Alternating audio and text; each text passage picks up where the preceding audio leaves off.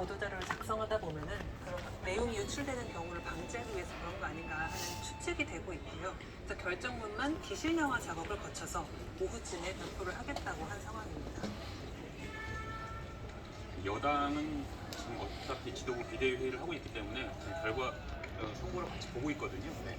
결과가 나오면 그 자리에서 바로 입장을 내겠다 이렇게 공지를 조금 전에 했다고 하고요. 민주당도 지금 지도부 회의 중인데 어차피 다 보고 있으니까 입장은 여야 정치권 입장은 바로 나올 거고요. 수많은 시민들이 헌재 앞에서 숨죽인 채 이 결과를 기다리고 있고 또 수많은 시민들이 헌재 앞에 오지 않았더라도 일을 놓고 이 방송을 보겠다고 하시는 분들이 굉장히 많으시더라고요. 역사적인 순간입니다. 네, 학교에서 보는 학생들도 있고 학교를 가지 않고 보는 학생들도 있고 지금 세대와 미래 세대 또 자녀들에게 헌법이 어떻게 작동하는지를 헌법재판소가 어떤 결정을 통해서 보여줄 것인지. 자, 이제 탄핵 심판 선고까지 10초 정도 남기고 헌법재판관들이 입장하고 있습니다.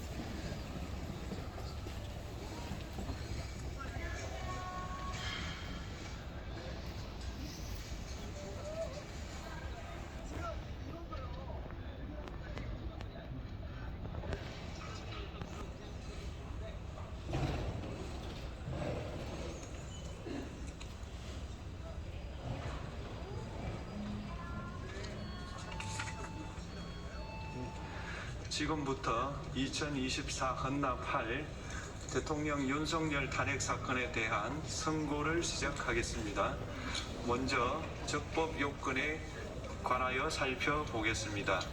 이 사건 계엄 선포가 사법심사의 대상이 되는지에 관하여 보겠습니다. 고위공직자의 헌법 및 법률 위반으로부터 헌법 질서를 수호하고자 하는 탄핵 심판의 취지를 고려하면 이 사건 계엄 선포가 고도의 정치적 결단을 요하는 행위라 하더라도 그 헌법 및 법률 위반 여부를 심사할 수 있습니다. 국회 법사의 조사 없이 이 사건 탄핵 소추안을 의결한 점에 대하여 보겠습니다. 헌법은 국회의 소추 절차를 입법에 맡기고 있고 국회법은 법사위 조사 여부를 국회의 재량으로 규정하고 있습니다. 따라서 법사위의 조사가 없었다고 하여 탄핵 소추 의결이 부적법하다고 볼 수 없습니다. 이 사건 탄핵 소추안의 의결이 일사부재의 원칙에 위반되는지 여부에 대해서 보겠습니다. 국회법은 부결된 안건을 같은 회기 중에 다시 발의할 수 없도록 규정하고 있습니다. 피청구인에 대한 1차 탄핵소추안이 제418회 정기회 회기에 투표 불성립되었지만 이 사건 탄핵소추안은 제419회 임시회 회기 중에 발의되었으므로 일사부재의 원칙에 위반되지 않습니다. 한편 이에 대해서는 다른 회기에도 탄핵소추안의 발의 횟수를 제한하는 입법이 필요하다는 재판관 정형식의 보충 의견이 있습니다. 이 사건 계엄이 단시간 안에 해제되었고 이로 인한 피해가 발생하지 않았으므로 보호이익이 흠결되었는지 여부에 대해서 보겠습니다.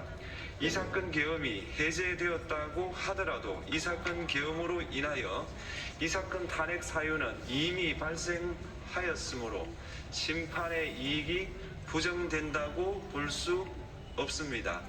소추 의결서에서 내란죄 등 형법 위반 행위로 구성하였던 것을 탄핵 심판 청구 이후에 헌법 위반 행위로 포섭하여 주장한 점에 대하여 보겠습니다. 기본적 사실관계는 동일하게 유지하면서 적용 법조문을 철회, 변경하는 것은 소추사유의 철회, 변경에 해당하지 않으므로 특별한 절차를 거치지 않더라도 허용됩니다. 피청구인은 소추사유에 뇌란죄 관련 부분이 없었다면 의결 정족수를 충족하지 못하였을 것이라고 주장하지만 이는 가정적 주장에 불과하며 객관적으로 뒷받침할 만한 근거도 없습니다. 대통령의 지위를 탈취하기 위하여 탄핵 소추권을 남용하였다는 주장에 대하여 보겠습니다. 이 사건 탄핵 소추안의 의결 과정이 적법하고 피소추자의 헌법 또는 법률 위반이 일정 수준 이상 소명되었으므로 탄핵 소추권이 남용되었다고 볼 수 없습니다. 그렇다면 이 사건 탄핵 심판 청구는 적법합니다. 한편 증거법칙과 관련하여 탄핵 심판 절차에서 형사소송법상 전문법칙을 완화하여 적용할 수 있다는 재판관 이미선, 김형두의 보충 의견과 탄핵 심판 절차에서 앞으로는 전문법칙을 보다 엄격하게 적용할 필요가 있다는 재판관 김복형, 조한창의 보충 의견이 있습니다. 다음으로 피청구인이 직무집행에 있어 헌법이나 법률을 위반하였는지 피청구인의 법 위반 행위가 피청구인을 파면할 만큼 중대한 것인지에 관하여 살펴보겠습니다. 우선 소추 사유별로 살펴보겠습니다. 1. 이 사건 계엄 선포에 관하여 보겠습니다. 헌법 및 계엄법에 따르면 비상계엄 선포의 실체적 요건 중 하나는 전시, 사변 또는 이에 준하는 국가 비상사태로 저가 교전 상태에 있거나 사회 질서가 극도로 교란되어 행정 및 사법 기능의 수행이 현저히 곤란한 상황이 현실적으로 발생하여야 한다는 것입니다. 피청구인은 야당이 다수 의석을 차지한 국회의 이례적인 탄핵소추 추진, 일방적인 입법권 행사 및 예산삭감 시도 등의 전횡으로 인하여 위와 같은 중대한 위기사항이 발생하였다고 주장합니다. 피청구인의 취임 후 이 사건 계엄 선포 전까지 국회는 행안부 장관, 검사, 방통위 위원장, 감사원장 등에 대하여 총 22건의 탄핵소추안을 발의하였습니다. 이는 국회가 탄핵소추 사유의 위헌, 위법성에 대해 숙고하지 않은 채 법 위반의 의혹에만 근거하여 탄핵 심판 제도를 정부에 대한 정치적 압박 수단으로 이용하였다는 우려를 낳았습니다. 그러나 이 사건 계엄 선포 당시에는 검사 1인 및 방통위 위원장에 대한 탄핵 심판 절차만이 진행 중이었습니다. 피청구인이 야당이 일방적으로 통과시켜 문제가 있다고 주장하는 법률안들은 피청구인이 제의를 요구하거나 공포를 보류하여 그 효력이 발생되지 않은 상태였습니다.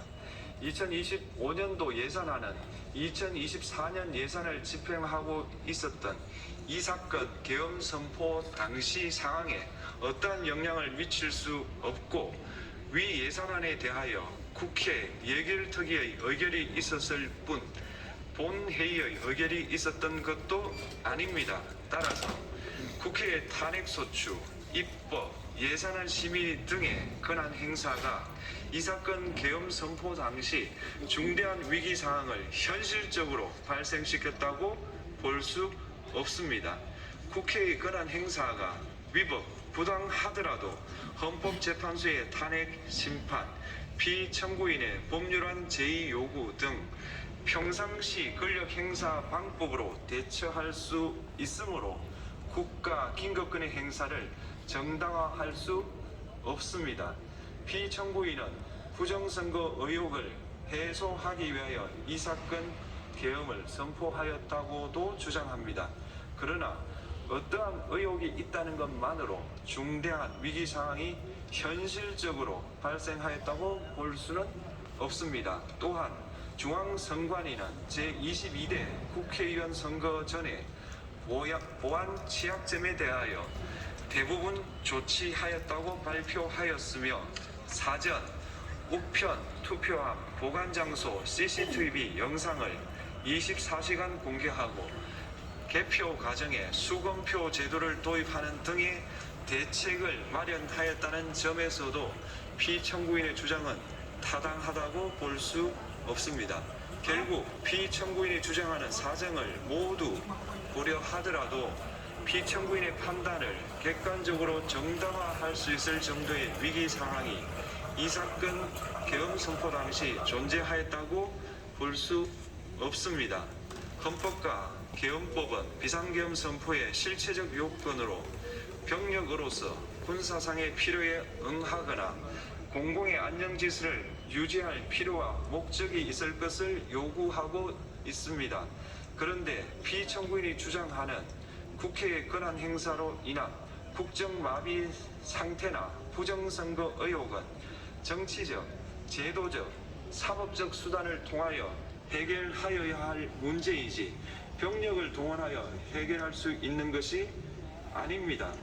피청구인은 이 사건 계엄이 야당의 전횡과 국정위기 상황을 국민에게 알리기 위한 경고성 계엄 또는 호소형 계엄이라고 주장하지만 이는 계엄법이 정한 계엄 선포의 목적이 아닙니다.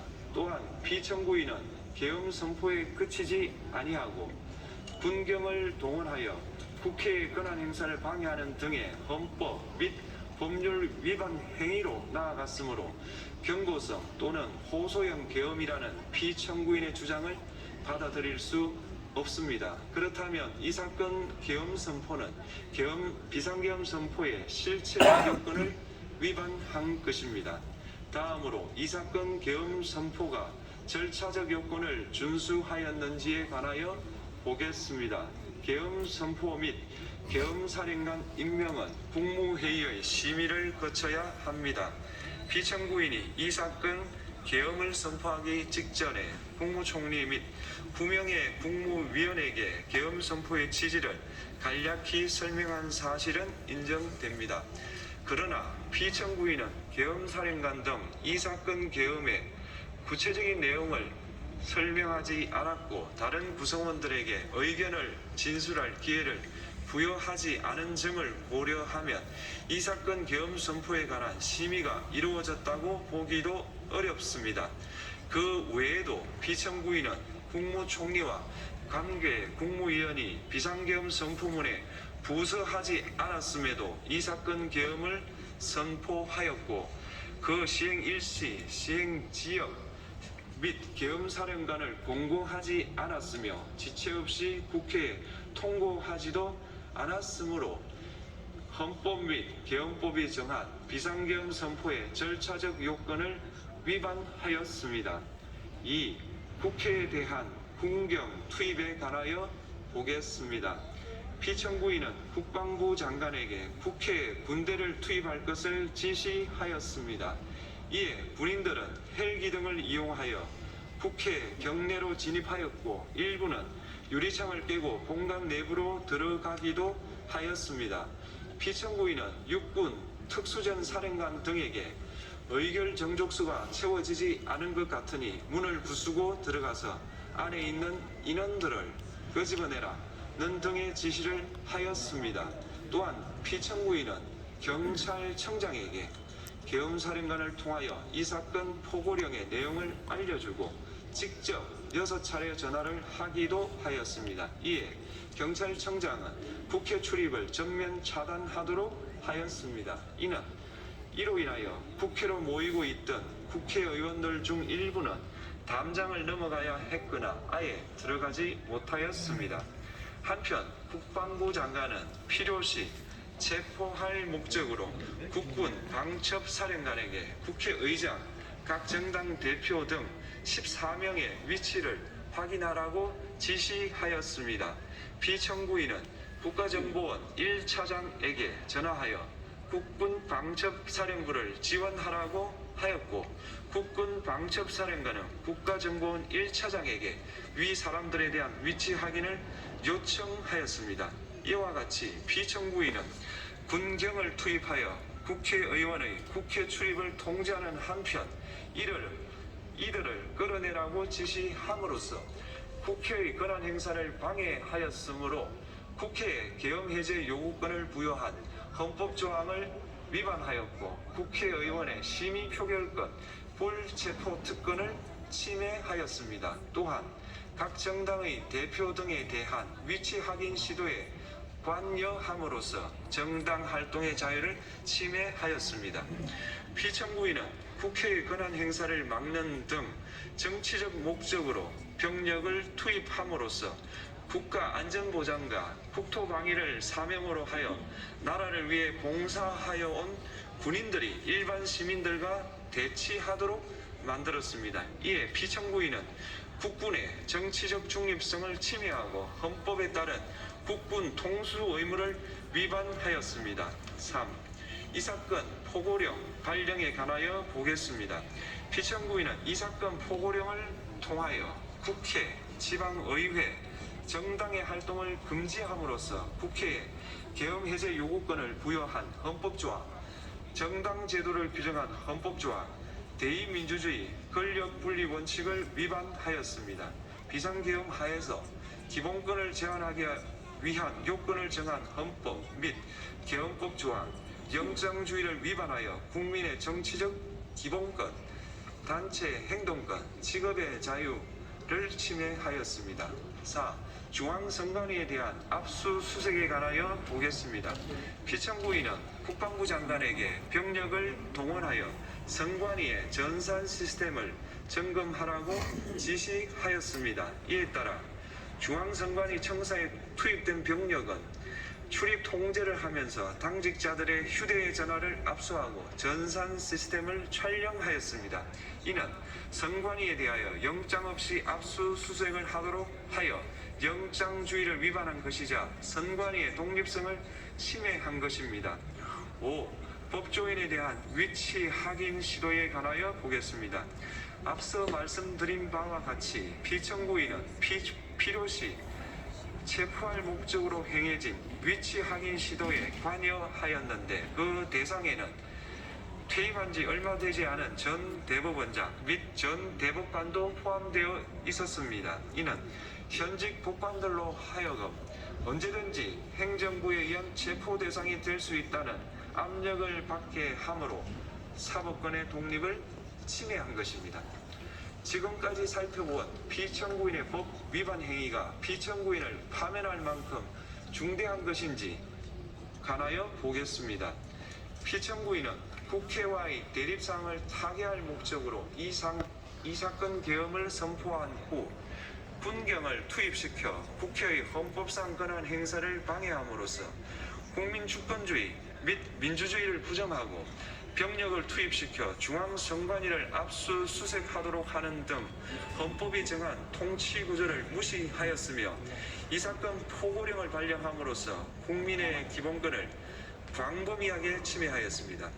이러한 행위는 법치국가 원리와 민주국가 원리의 기본 원칙들을 위반한 것으로 그 자체로 헌법 질서를 침해하고 민주공화정의 안정성에 심각한 위해를 끼쳤습니다. 한편 국회가 신속하게 비상계엄 해제 요구를 결의할 수 있었던 것은 시민들의 저항과 군경의 소극적인 임무 수행 덕분이었으므로, 이는 피청구인의 법 위반에 대한 중대성 판단에 영향을 미치지 않습니다. 대통령의 권한은 어디까지나 헌법에 의하여 부여받은 것입니다. 피청구인은 가장 신중히 행사되어야 할 권한이 국가긴급권을 헌법에서 정한 한계를 벗어나 행사하여 대통령으로서의 권한 행사에 대한 불신을 초래하였습니다. 피청구인이 취임한 이래 야당이 주도하고 이례적으로 많은 탄핵 소추로 인하여 여러 고위공직자의 권한 행사가 탄핵 심판 중 정지되었습니다. 2025년도 예산안에 관하여 헌정사상 최초로 국회 예산결산특별위원회에서 정액 없이 감액에 대해서만 야당 단독으로 의결하였습니다. 피청구인이 수립한 주요 정책들은 야당의 반대로 시행될 수 없었고, 야당은 정부가 반대하는 법률안들을 일방적으로 통과시켜 피청구인의 제2 요구와 국회의 법률안 의결이 반복되기도 하였습니다. 그 과정에서 피청구인은 야당의 전횡으로 국정이 마비되고 국익이 현저히 저해되어 가고 있다고 인식하여 이를 어떻게든 타개하여야만 한다는 막중한 책임감을 느끼게 되었을 것으로 보입니다. 피청구인이 국회의 권한 행사가 권력 남용이라거나 국정 마비를 초래하는 행위라고 판단한 것은 정치적으로 존중되어야 합니다. 그러나 피청구인과 국회 사이에 발생한 대립은 일방의 책임에 속한다고 보기 어렵고, 이는 민주주의 원리에 따라 해소되어야 할 정치의 문제입니다. 이에 관한 정치적 견해의 표명이나 공적 의사결정은 헌법상 보장되는 민주주의와 조화될 수 있는 범위에서 이루어져야 합니다. 국회는 소수 의견을 존중하고 정부와의 관계에서 관용 그리고 자제를 전제로 대화와 타협을 통하여 결론을 도출하도록 노력하였어야 합니다. 피청구인 역시 국회의 대표인 국회를 협치의 대상으로 존중하였어야 합니다. 그럼에도 불구하고 피청구인은 국회를 배제의 대상으로 삼았는데, 이는 민주정치의 전제를 허무는 것으로 민주주의와 조화된다고 보기 어렵습니다. 피청구인은 국회의 권한 행사가 다소의 횡포라고 판단했다 하더라도 헌법이 예정한 자구책을 통해 견제와 균형이 실현될 수 있도록 하였어야 합니다. 피청구인은 취임한 때로부터 약 2년 후에 치러진 국회의원 선거에서 피청구인이 국정을 주도하도록 국민을 설득할 기회가 있었습니다. 그 결과가 피청구인의 의도에 부합하지 않더라도 야당을 지지한 국민의 의사를 배제하려는 시도를 하여서는 안 되었습니다. 그럼에도 불구하고 피청구인은 헌법과 법률을 위반하여 이 사건 계엄을 선포함으로써 국가 긴급권 남용의 역사를 재현하여 국민을 충격에 빠뜨리고 사회, 경제, 정치, 외교 전반 전 분야의 혼란을 야기하였습니다. 국민 모두의 대통령으로서 자신을 지지하는 국민을 초월하여 사회 공동체를 통합시켜야 할 책무를 위반하였습니다. 군경을 동원하여 국회 등 헌법기관의 권한을 훼손하고 국민의 기본적 인권을 침해함으로써 헌법소의 책무를 저버리고 민주공화국의 주권자인 대한국민의 신임을 중대하게 배반하였습니다. 결국 피청구인의 위법 행위는 국민의 신임을 배반한 것으로 헌법소의 관점에서 용납될 수 없는 중대한 법 위반 행위에 해당합니다. 피청구인의 법 위반 행위가 헌법 질서에 미친 부정적 영향과 파급 효과가 중대하므로 피청구인을 파면함으로써 얻는 헌법소의 이익이 대통령 파면에 따르는 국가적 손실을 압도할 정도로 크다고 인정됩니다. 이에 재판관 전원의 일치된 의견으로 주문을 선고합니다. 탄핵 사건이므로 선고 시각을 확인하겠습니다. 지금 시각은 오전 11시 22분입니다. 주문: 피청구인 대통령 윤석열을 파면한다.